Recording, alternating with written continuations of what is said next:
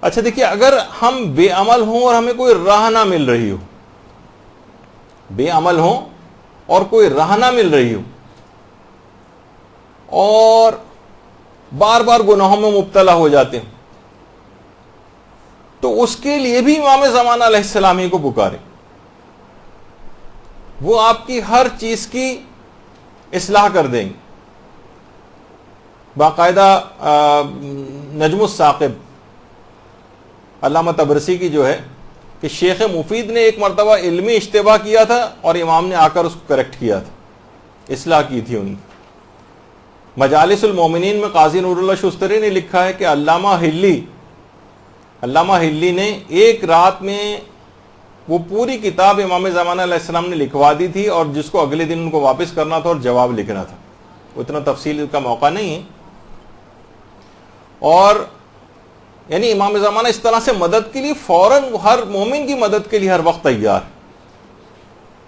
آیت الحق کے نام سے جو کتاب لکھی گئی ہے، جس میں آیت اللہ علی آقا قاضی کی کچھ حالات زندگی تحریر ہے، اس میں آقا سید ہاشم رضوی ہندی کشمیری، کشمیر سے ان کا تعلق تھا، ایک لحاظ سے انڈیا سے تعلق تھا. ان سے ایک واقعہ اس کے اندر نقل ہوا ہے کہ انڈیا کے ایک اور طالب علم تھے ہاشمی رضوی ہندی، خود وہیں کے تھے. یا ایک اور طالب علم سید علی نقی ہندی کے متعلق فرماتے ہیں کہ وہ نجف میں زیر تعلیم تھے، انتہائی مقدس اور پرہیزگار طالب علم تھے. کہہ رہے ہیں وہی زمانہ تھا، اس زمانے میں آیت اللہ سید کاظم یزدی کا انتقال ہوا تھا. اچھا، آیت اللہ جو ایکسٹریم سیدھے ہاتھ کے اوپر آپ کو نظر آ رہے ہیں، یہ آیت اللہ ہاشم رضوی ہندی ہیں، اور درمیان میں آیت اللہ میر جہانی ہیں. یہ خود انتہائی آیت اللہ ابو الحسن اصفہانی کے بہت قریبی افراد میں ان کا شمار ہوتا تھا، بلکہ ان کے دوستوں میں شمار ہوتا تھا آیت اللہ میر جہانی کا. اور ان کی خصوصیت یہ تھی کہ جب بھی مجلس پڑھنے کے لیے جاتے تھے، جب تک کہ بحار الانوار کی 110 جلدیں مکمل نہیں پڑھ لیتے تھے، تب تک مجلس پڑھنے نہیں جاتے تھے. بہت مقدس علماء، ہمارے کہکشاں ایک علماء کی. تو ہاشم رضوی ہندی یہ خود بڑے عرفا میں ہیں، تو یہ فرماتے ہیں کہ اسی زمانے میں آیت اللہ سید کاظم یزدی کا انتقال ہوا تھا، اور ایک ساتھ ہی بہت سے مراجع انتقال کر گئے تھے، جس میں آیت اللہ مرزا محمد تقی شیرازی بھی تھے. یہ دونوں مراجع کا جب انتقال ہو تو اس کے بعد اچانک سے بہت سارے نام آ گئے تقلید کے حوالے سے، اور لوگ تھوڑے سے کنفیوز ہو گئے کہ ان میں سے کس کی تقلید کریں. تو وہ جو طالب علم تھے سید علی نقی ہندی، وہ بڑے پریشان ہوئے، دماغی طور پر بہت مضطرب ہوئے کہ آخر میں ان میں سے کس کی تقلید کروں، اور بات واضح نہیں ہو رہی تھی. بہت سارے رسالے عملیہ آ گئے تھے. سوچا کہ میں اپنے زمانے کے امام سے توسل کرتا ہوں. اور اس کے بعد انہوں نے مسجد سہلا میں باقاعدہ 40 روز کا ایک عمل کیا. مسجد سہلا کا ایک خاص عمل ہے 40 روز کا. اس زمانے میں، اب تو خیر بہت پرشکو ہو گئی، اس زمانے میں مسجد سہلا تقریباً ایسی ہوا کرتی تھی. کہہ رہے ہیں ابھی 40 روز کا میں نے عمل کیا تھا، 40 روز پورے نہیں ہوئے تھے کہ مقام امام زمانہ جو ہے وہاں پر اس کے گوشے سے ایک تیز روشنی نمودار ہوئی، اور مجھے دل کو ایک اطمینان سا ہو گیا کہ یہ نور امام زمانہ علیہ السلام کا نور ہے.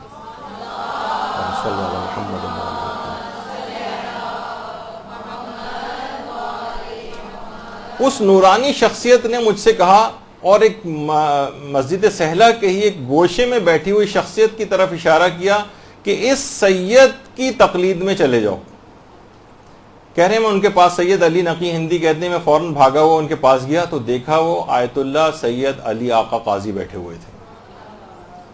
اچھا، کہہ رہے ہیں کہ ان کے دل میں خیال، اچھا طالب علموں کی بہت سی اقسام ہے، اتنی جلدی بہت سی چیزوں کا اعتبار نہیں کرتے. کہا کہ یہ ٹھیک ہے، میرے لیے تو یہ سید کا یہ تعارف ہو گیا ہے، لیکن جب تک یہ خود آ کر مجھ سے یہ نہ کہیں تب تک میں یقین نہیں کروں گا، مجھے اطمینان نہیں ہوگا، مجھے مزید اطمینان چاہیے. دیکھیے جیسے حضرت ابراہیم نے کہا تھا کہ نہیں مجھے مزید اطمینان چاہیے، یہ ایسا نہیں تھا کہ وہ ان کو اطمینان نہیں تھا، لیکن بہت ساری اس کی وجوہات ہوتی ہیں بعض اوقات.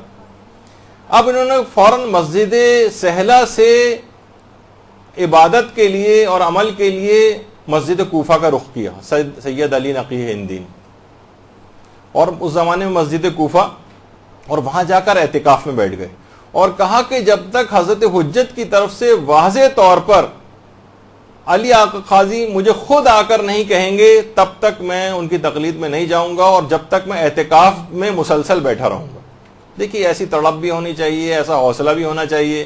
ہم جیسا اگر وہ تو 5-7 دن ہی گزریں گے تو اس کے بعد گھر کی یاد ستانے لگے گی، اور اس کے بعد فوراً اعتکاف توڑ کے ہی نہ آ جائے کہیں وہاں سے، تو یقیناً پھر وہ ہمیں وہ چیزیں بھی حاصل نہیں ہوتی۔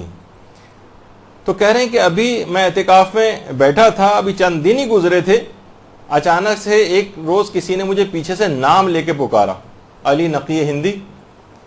میں نے مڑ کر دیکھا تو وہ آیت اللہ مرزا سید علی آقا قاضی تھے، اور آیت اللہ علی آقا قاضی خود تشریف لے آئے تھے، اور کہا، میرے پاس آئے اور کان میں آ کے کہا، جتنے مسائل فقہ مجھ سے پوچھنے پوچھ لو، میں تم کو اپنا فتویٰ بتاؤں گا۔ میں نے ان سے جتنے بھی مسائل تھے جو ضروری میرے دماغ میں تھے وہ پوچھے۔ اس کے بعد آیت اللہ علی آقا قاضی میرے کان میں کہہ کے چلے گئے کہ ان مسائل کے اوپر عمل کرو، لیکن خبردار اس واقعے کی اطلاع کسی اور کو مت دینا۔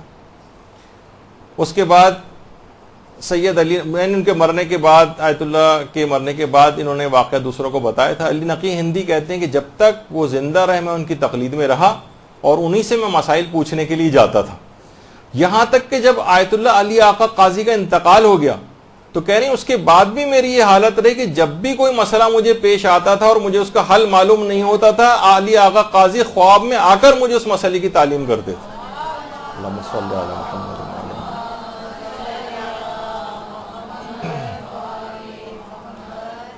تو آغا سید ہاشم رضوی ہندی نے باقاعدہ اس واقعہ نہیں، اوتھینٹک مقدس علماء نے یہ واقعہ سنایا کہ امام اس طریقے سے کوئی واقعتاً تڑپ پائی جاتی ہو تو اس طرح سے امام مدد کے لیے آتے ہیں۔ اچھا، علمی مدد درکار ہو امام علمی مدد کرتے ہیں، معاشی مدد درکار ہو معاشی مدد کرتے ہیں، بس تڑپ ایسی ہونی چاہیے۔ برحمتک یا ارحم الراحمین وصلی اللہ علی محمد وآلہ الطاہرین۔